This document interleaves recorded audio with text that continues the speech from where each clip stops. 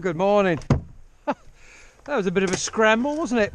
I should have actually taken a little nip out of that to stop that happening, but never mind.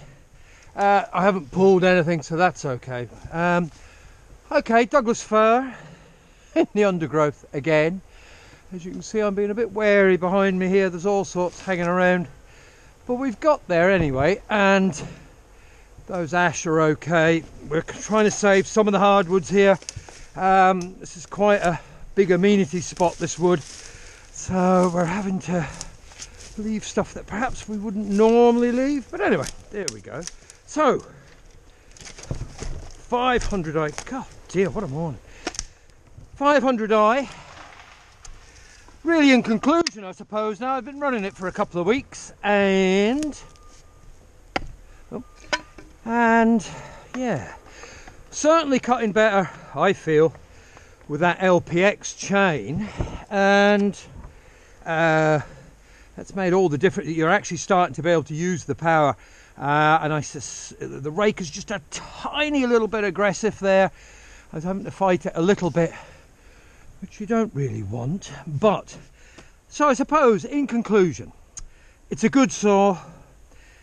Will it ever be a great saw? In some applications, I'm sure it will. In spots like this, where it's just a mess, then it's great to have a powerful saw that's a little bit lighter, and it is only a little bit lighter. I put a 28 inch, this is a 25. I put a 28 on this, an Oregon Power Match, and it's a completely different saw. It feels unbalanced. So my advice to anybody getting one of these is stick to a lightweight bar of some description. It doesn't have to be the steel Rollomatic Light, or ES Light rather. I priced one up here, and in Ireland a 28-inch ES Light is, wait for it, €210 list price. There was a bit of discount there, but you can buy a Sugihara or a Somara quite a bit cheaper than that. And yeah, the tips are slightly better. Well, the tips on these aren't great, depending on what you're doing, but certainly that's a lot of money for a bar, the genuine steel bar. I feel it's a bit overpriced, to be honest. But anyway, yeah, so it's a good saw. It's easy to use. It spools up so quickly, or revs up so fast. You do have to be aware of what you're doing with that tip. When you're cleaning up, say that was a spruce and there was a lot more branches, you have to be a little bit careful what you're doing. Again, it's just adjusting your working style, isn't it, and how you use the saw, because it does mean you have to do things ever so slightly differently, but you'll work it out, anybody that buys one. I still am puzzled why they made the saw.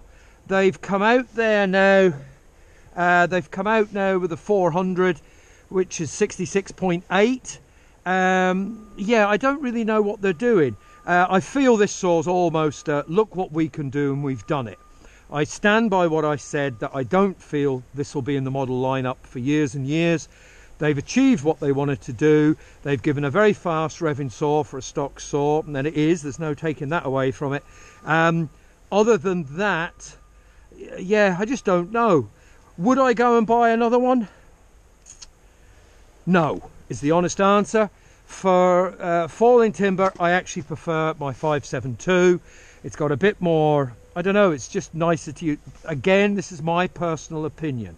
So, you know, I'm not saying it's not a good saw, it's just that I prefer my 572.